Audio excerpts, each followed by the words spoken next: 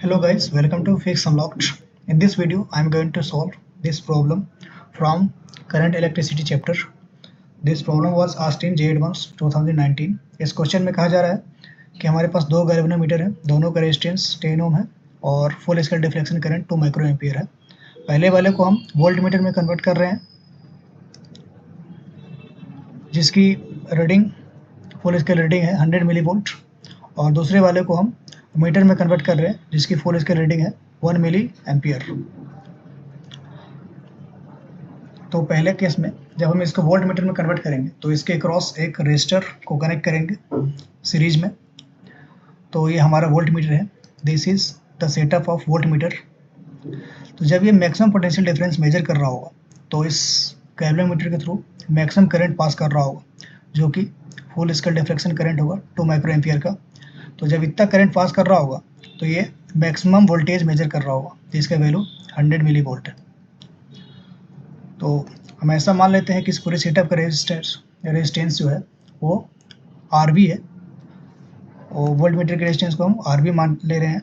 तो इसके अक्रॉस जो पोटेंशियल डिफरेंस होगा वो होगा I इंटू आर। आई इज 2 इंटू 10 के पावर -6 इंटू इस सेटअप का रेजिस्टेंस इज RV, और ये पूरा जो पोटेंशियल डिफरेंस होगा वो 100 मिली वोल्ट के बराबर होगा। 100 इंटू 10 के पावर -3। तो यहाँ से RV का जो वैल्यू आएगा निकल के वो होगा 50 किलो ओम के बराबर। So in option 1 the resistance of volt meter will be 100 ohm.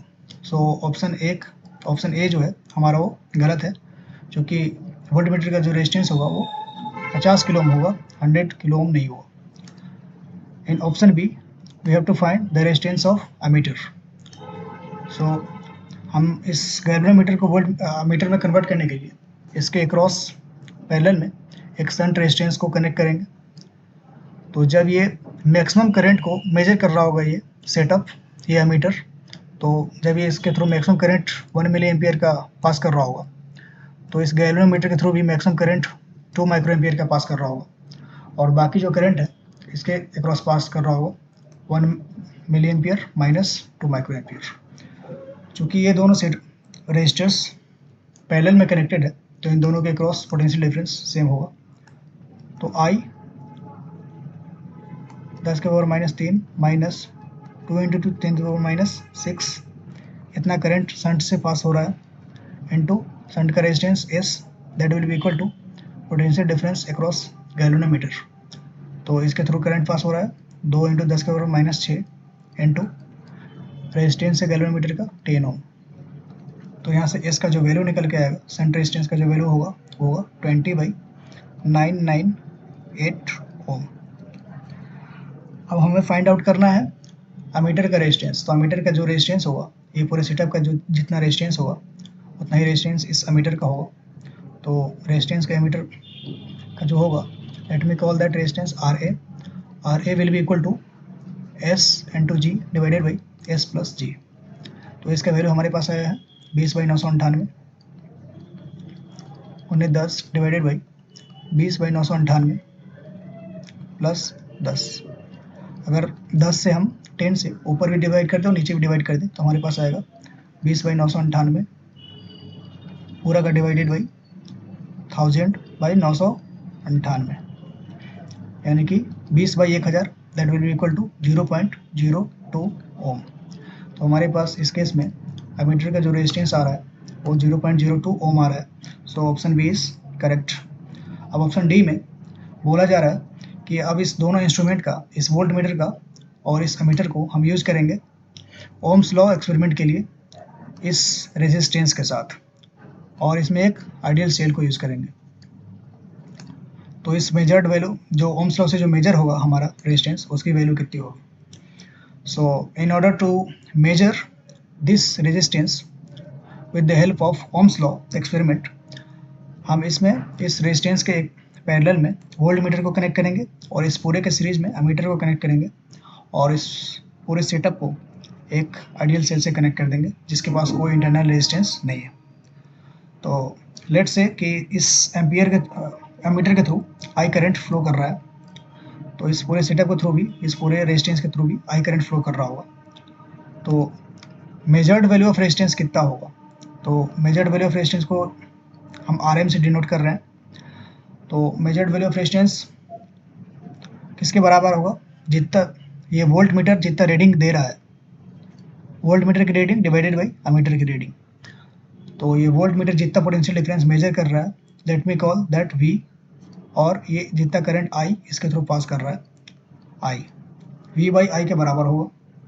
So this will be equal to potential difference across this R divided by जो ये करंट मेजर कर रहा है अमीटर, वोल्ट मीटर की reading divided by ammeter की reading. तो ये पूरा जो सेटअप है इसके क्रॉस इस वोल्ट मीटर कितना वोल्टेज मेजर कर रहा होगा, जो इस R के क्रॉस जो वोल्टेज होगा वही मेजर कर रहा होगा, और ये वोल्ट मीटर जितना वोल्टेज मेजर कर रहा होगा उतना ही पोटेंशियल डिफरेंस इस पूरे सेटअप के अक्रॉस भी होगा।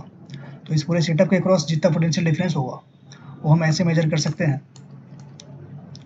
पूरे सेटअप के अक्रॉस जो पोटेंशियल डिफरेंस होगा उसको हम V से डिनोट कर रहे हैं। तो V will be equal to इस पूरे सेटअप का जो रेजिस्टेंस होगा वो होगा R into RV divided by R plus RV into resistance into current कितना फ्लो कर रहा है इस सेटअप के क्रॉस I।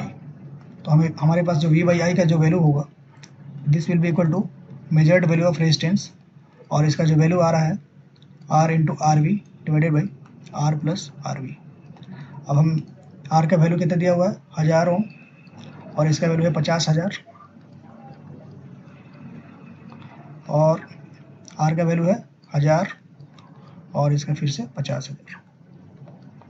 तो हमारे पास इसका जो वैल्यू आएगा 50/51 इंटू 1000। तो इसकी जो वैल्यू अगर कैलकुलेट करें तो हमारे पास आ रहा है 980.39 ओम। तो ये measured value of resistance RM, जो R का जो मेजर्ड वैल्यू होगा वो 980.39 होगा, 39 होगा। So the measured value of R will be 980 980। सो 980 इस दोनों के बीच में लाई कर रहा है। So option D is absolutely right. अब ऑप्शन सी में बोला जा रहा है कि अगर इस आइडियल सेल को एक ऐसे सेल से रिप्लेस कर दे जिसका इंटरनल रेजिस्टेंस 5 ओम है, और तब हमें बताना है कि मेजर्ड वैल्यू ऑफ रेजिस्टेंस 1000 से ज़्यादा होगा या फिर नहीं। तो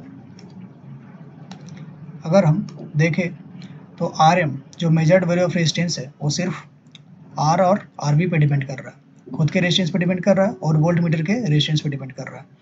तो RM की जो वैल्यू है वो इंटरनल रेजिस्टेंस के से इंडिपेंडेंट है। So the value of RM is not depending on internal resistance of cell.